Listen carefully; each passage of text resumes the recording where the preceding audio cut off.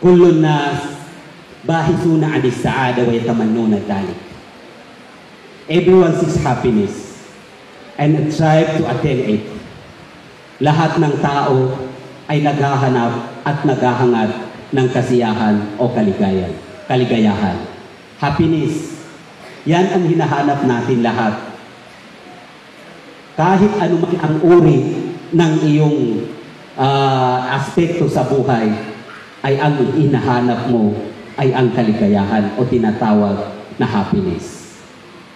Maging ikaw man ay mananampalataya at hindi, hinahanap mo pa rin ang happiness. Maging ikaw man ay mabuti o masama, tanging ikaw ay naghahanap ng happiness. Maging ikaw man ay mayaman o mahirap, pare-pareho tayong naghahanap ng happiness na makamit ito. Maging ikaw man ay malakas o mahina, ay ikaw pa rin ay naghahanap ng tinatawag na happiness. Kung ano man ang aspekto ng iyong buhay, kinakailangan mo ito at hinahangad mo. Diba?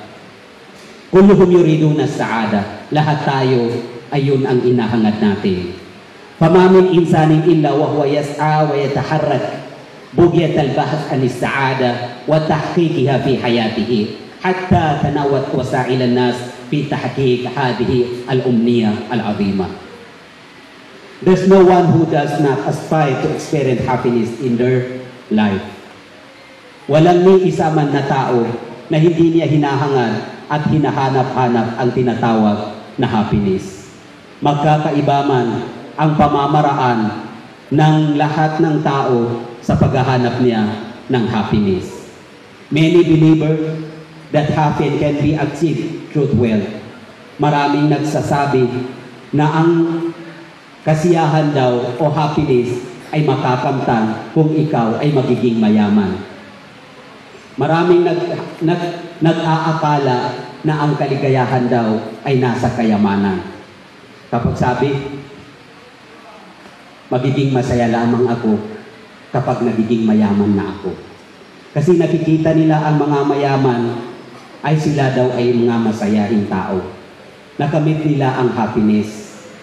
Yung iba naman hindi, sabi hindi mo makakamtan ang happiness sa kayamanan. Kasi hindi lahat na nabibili ng pera. Sabi ng iba, at-tahakum wal sulta, dito mo makakamit ang kayamanan sa kapangyarihan, sa otoridad, sa lakas. Kapag wala kang lakas, wala kang kapangyarihan, hindi ka malakas, ay kailanman ay hindi mo rin makakamit ang inaasam mo na kasiyahan dahil aapakan ka pa rin ng tao. Marami nag-aakala na yun ang inaakala na ang kasiyahan ay makakamit sa sulta o tahakum o kapangyarihan. Yung iba naman hindi. Sabi, makakamit ko lamang ang kasiyahan o happiness usulul hadap. Sabi niya, kapag makamit ko na ang aking mga pangarap, natitiyak ko na masaya na ako. Kapag nakapagtapos na ako mag-aral, alwadifan mumayiza, at nakapagtrabaho na ako ng may malaking sahod, ay tiyak na masaya na ako. Yun ang iba, inaakala na doon nila makamit ang tinatawag na happiness. Yung iba naman, sabi na hindi, ang kasiyahan ay makakamit mo sa musyahara. Ang musyahara ay tinatawag na sikatan. Sabi, magsisikap ako para sumikat upang makamit ko ang kasiyahan o happiness na aking inaasam-asam. Kaya nga maraming nagpapasikat, kaya maraming nagsusumikap upang sumikat dahil inaakala na ang kaligayahan ay doon niya makakamit sa pagiging sikat. Ang iba naman ay hindi. Sabi, ang kasiyahan ay fisihal badaniya al-quwal wal jamal. Ang kasiyahan ay makikita mo sa iyong kalusugan sa pangangatawan. Lakas o di kaya kagwapuhan, kagandahan. Kaya nga marami tayong nakikitang nagpapaliksahan sa kagandahan, nagpapaliksahan kung sino ang malakas ang pangangatawan dahil nagkahanap sila ng kasiyahan na inaakala nila doon nila makakamit ang inaasam-asam na kasiyahan o happiness. Sabi, kapag ma-i-announce sa buong mundo na ako ang pinakamalakas, ako ang pinakamaganda, ako ang pinakagwapo, tiyak nakakamit ko na ako na ang pinakamaligayang tao sa buong mundo. Yun ang kanilang inaakala. Yung iba naman sabi, hindi. Ang kasiyahan ay nakukuha sa kasratul zawja wal aulad. Ang kasiyahan sabi, makakamit mo lamang yan kapag marami kang asawa, kapag marami kang mga anak. Kaya marami mga tao na nagpaparami ng asawa at nagpaparami ng mga anak alang-alang sa hinahanap nila na kasiyahan. Sabi, akala doon makikita at makakamit ang kaligayahan. Sabi naman ng iba, hindi. Makakamit mo lamang ang kaligayahan fi mukhaddarat wal muskirat wal fawahish wal munkarat. Sabi, makakamit mo ang kasiyahan sa mukhaddarat, sa droga, muskirat, sa paglalasing, sa alak, wal fawahish, sa mga paggawa ng mga karumal-dumal, wal munkarat, paggawa ng mga masama. Hindi pala natin sila masisi dahil naghahanap din pala sila ng kasiyahan. Yung mga taong nagdodroga, yung mga taong lasingero, umiinom ng alak upang makalimot, hinahanap pala nila ay ang kasiyahan o happiness. Naghahanap sila ng happiness na akala nila doon nila makakamit ang tinatawag na happiness. Haula fil haqiqa magbungon. Lahat yan sa katotohanan ay hindi sila nagtatagumpay sa paghahanap ng kasiyahan. Hayatuhum hayat ash-shahawat, hayat al-ghafla. Ang kanilang buhay ay buhay na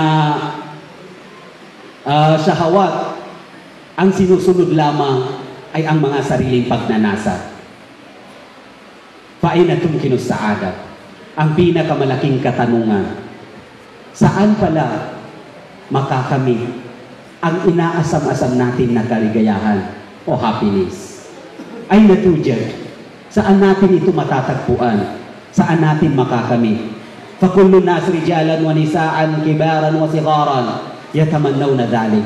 Lahat ng tao, maging lalaki man ito o babae, maliit man ito o bata man ito o matanda, ay naghahanap ng inaasam-asam natin na happiness. As-saada laysa fi wafril mal. Ang kaligayahan ay hindi sa dami ng kayamanan. Kapag ang kasiyahan ay nakakamit lamang sa kayamanan, maaaring tayong lahat ay wala tayong kasiyahan dahil hindi naman tayo mayayaman. Wala na ba tayong pag-asang lumigaya dahil sa kayamanan pala nakakamit ang kaligayahan? Kung ganun, maaaring lahat tayo ay hindi natin makakamit ang inaasam-asam na kasiyahan. Laysa fil sulta, hindi ito sa kapangyarihan dahil lahat naman tayo ay hindi tayo makapangyarihan. Diba?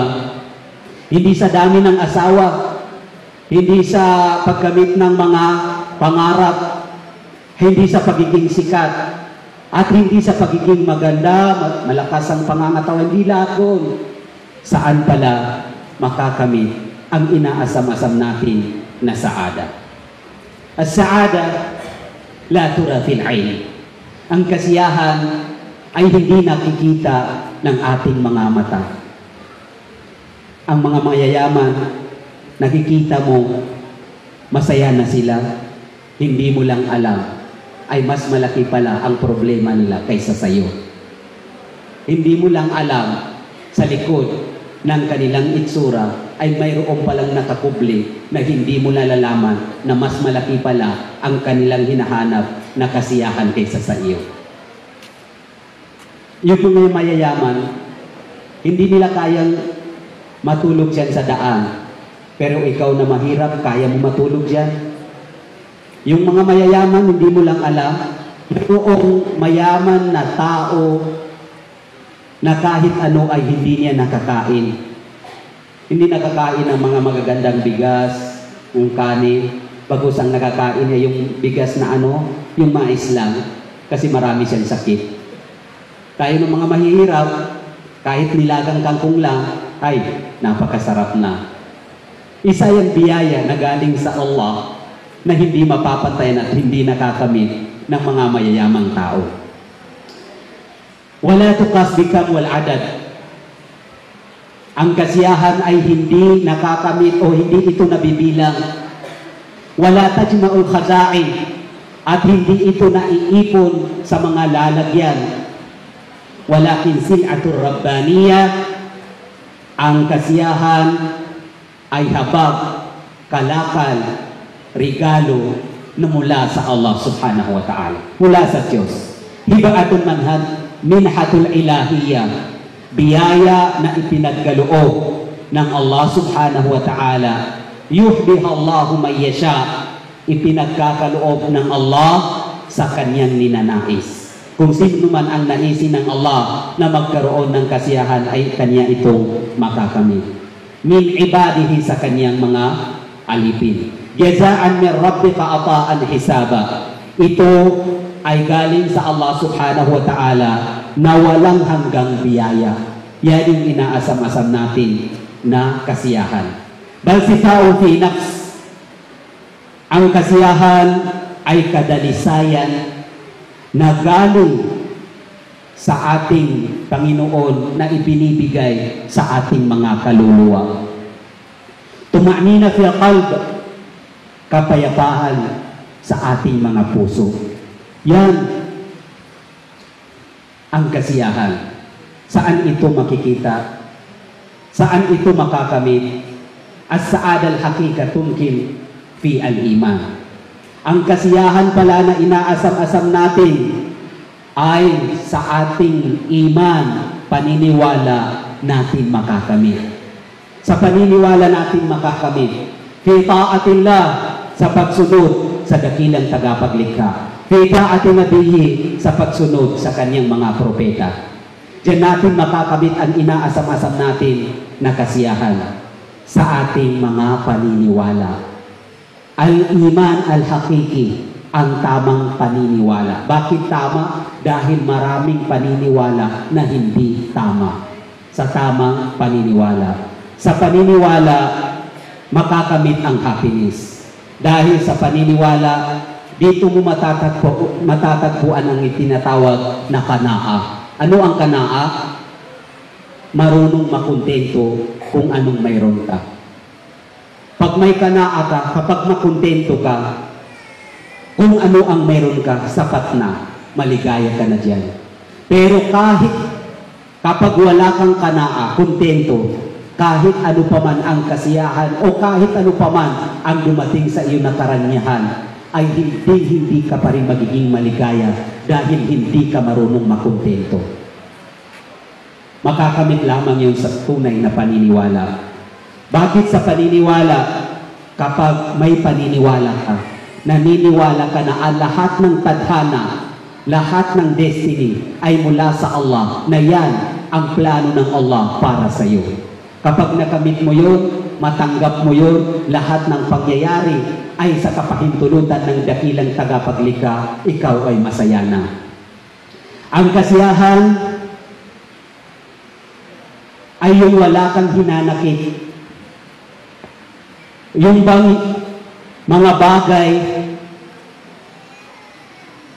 na kahit simpleng bagay ay na-appreciate mo na, ay masaya ka na. Ano sa pananampalatayang Islam?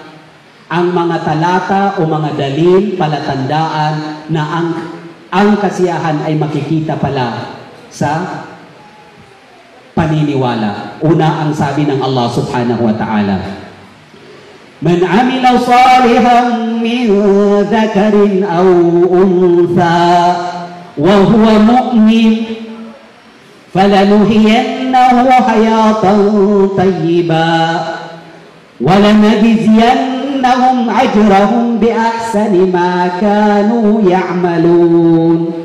Ang sabi ng Allah subhanahu wa ta'ala, whoever was righteous, whether male or female, will be a believer. Sino man ang gumawa ng mabuti, maging ito man ay lalaki o babae, na sa kanyang paggawa ng kabutihan, wa huwa mu'min, siya ay mayroong paniniwala. Mayroon siyang paniniwala. Ano ang promise ng Allah subhanahu wa ta'ala sa kanya? فَلَنُحِيَنَّهُ حَيَاةً طَيِّبَةً. Siya ay pagkakalooban ng buhay na marangya. Buhay, magandang buhay. Pagkakalooban siya ng magandang buhay.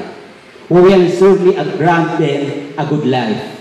Pagkakaroon siya ng magandang buhay.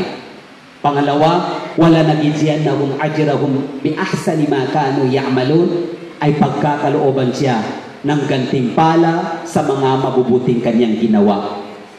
Diyan makakamit ang kasiyahan, wa huwa mu'min, falanuhiyannahu hayatan tayyiba.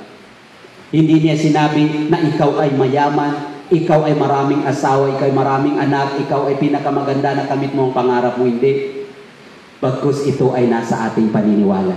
Na dito tayo nagkakapantay-pantay. Lahat ng mayaman, mahirap pa man, anuman ang aspekto ng iyong buhay, maaaring ikaw ay maging masaya. Ang kasiyahan ay makakamit sa hidayah. Ang gabay ng Allah subhanahu wa ta'ala. Ano ang sabi ng Allah subhanahu wa ta'ala? فَمَنْ تَبِعَ هُدَايَ فَلَا يَضِلُّ وَلَا يَشْقَى فَمَنْ تَبِعَ هُدَايَ فَلَا يَضِلُّ وَلَا يَشْقَى. Sino man sabi ng Allah subhanahu wa ta'ala ang sumunod sa aking gabay, فَلَا يَضِلُّ وَلَا يَشْقَى, ay hindi siya maliligaw at hindi niya mararatnan ang mga paghihirap. Yan yung pinaka-inaasam-asam natin na magandang buhay. Ang sabi pa ng Allah subhanahu wa ta'ala, فَمَنْ تَبِعَ هُدَايَ فَلَا خَوْفٌ عَلَيْهِمْ وَلَا هُمْ يَحْزَنُونَ. Sino man daw ang sumunod sa gabay ng Allah subhanahu wa ta'ala, فَلَا خَوْفٌ عَلَيْهِمْ, ay wala sa kanya ang pagkatakot. وَلَا هُمْ يَحْزَنُونَ, at kailanman ay hindi na siya malulungkot. Ang kasiyahan ay nasa pag-alala sa Allah subhanahu wa ta'ala. Nasa paniniwala sa Allah subhanahu wa ta'ala. Ang sinumang taong hindi maniniwala sa Allah at talikuran niya ang pag-alala sa Allah, ay siya ay magkakaroon ng buhay na yung buhay na mahirap. Ang sabi ng Allah subhanahu wa ta'ala, ang kasiyahan ay makakamit lamang sa mudawamatul dzikr. Parating pag-alaala sa Allah subhanahu wa ta'ala. Ang sabi ng Allah subhanahu wa ta'ala, alladhina amanu wa tatma'innu qulubuhum bi dhikrillah, ala bi dhikrillah tatma'innul qulub. Sila yung mga taong mananampalataya at naniniwala. Tatma'inna qulubuhum, ay pagkakaroon siya ng kapanatagan, katiwasayan sa kanyang mga puso. Ala bi dhikrillahi tatma'innul qulub, wala na sa pag-alaala sa Allah subhanahu wa ta'ala, liban lamang na ikaw ay magkakaroon sa iyong puso ng katiwasayan at kapanatagan. Ang hindi pag-alaala sa Allah subhanahu wa ta'ala, ang pagtalikod sa pag-alaala sa Allah subhanahu wa ta'ala, ayan ang mga ibang dahilan kung makitid ng ating mga pamumuhay. Ang sabi ng Allah subhanahu wa ta'ala, وَمَنْ أَعْرَضَ عَنْ ذِكْرِي وَمَنْ أَعْرَضَ عَنْ ذِكْرِي فَإِنَّ لَهُ مَعِيشَةً ضَنكًا وَنَحْشُرُهُ يَوْمَ الْقِيَامَةِ أَعْمَى قَالَ رَبِّ لِمَ حَشَرْتَنِي أَعْمَى وَقَدْ كُنْتُ بَصِيرًا قَالَ كَذَلِكَ أَتَتْكَ آيَاتُنَا فَنَسِيتَهَا وَكَذَلِكَ الْيَوْمَ تُنْسَى. Ang sabi ng Allah subhanahu wa ta'ala, وَمَنْ أَعْرَضَ عَنْ ذِكْرِي, sino man ang tumalikod sa pag-alaala sa akin, فَإِنَّ لَهُ مَعِيشَةً ضَنكًا, ay katotohanan siya ay magkakaroon ng makitid na pamumuhay. وَنَحْشُرُهُ يَوْمَ الْقِيَامَةِ أَعْمَى, at ang pinakamasakit ay ibabangon siya muli sa araw ng paghuhukom sa kabilang buhay na siya ay a'ma, siya ay bulag, hindi siya nakakakita. Qala rabbi lima hasyartani a'ma, sasabihin mo na ikaw na alipin, ya Allah, Panginoon ko, bakit mo ako linikha at binuhay na isang bulag? Wa kad kuntu basira, na katotohanan ay ako ay nakakakita. Qala kadhalika atadka ayatuna fanasitaha. Ang tugon ng Allah subhanahu wa ta'ala sa iyo, ganyan ay ikaw ay dinatnan ng aking mga palatandaan, fanasitaha at iyong kinalimutan at iyong itinakwil. Wa kadhalika al-yawma tunsa, at ngayon ay ikaw naman ang kalilimutan. Yan yung pinakamasakit. Ang last, salasatun man jama'a kana sa'idan haqqa. Tatlong bagay na kapag ito ay iyong nakamit, ay ikaw ay magkakaroon ng kasiyahan na totoo. Una, asyukr ala ni'am. Palaging magpapasalamat sa mga biyaya na ipinagkaloob ng Allah subhanahu wa ta'ala. Maging makontento sa lahat. Pangalawa, as-sabr alal ibtila. Ang pagtitimpi o pagtitiis sa mga pagsubok. Dapat lahat ng pagsubok ay iyo itong pinagtitimpian. Pangatlo, al-istighfar min ad-dunub. Paghingi ng kapatawaran sa mga kasalanan ating nagawa. Qala Ibn Qayyim, ang sabi ni Ibn Qayyim rahimahullah subhanahu wa ta'ala, idha un'ima alayhi syakar, kapag mayroong mga biyaya na kanyang natamasa, ay nagpapasalamat sa Allah. Wa idha ubtiliya sabar, at kapag siya ay dinatnan ng mga pagsubok, ay nagtitimpi o nagtitiis siya. Wa idha udliba istaghfar, at kapag siya ay nakagawa ng mga kasalanan, ay humihingi ng kapatawaran. Fa inna hadis umur at salasa inwanus saada, sapagkat ang tatlong bagay na ito yung tinatawag na susi ng kaligayahan at ang landas tungo sa kaligayahan. Naway nakunan natin ng mga gintong aral sa buhay. Maraming salamat po sa inyong lahat. Pagpalain tayong lahat sa ating buhay. Assalamualaikum warahmatullahi ta'ala wabarakatuh.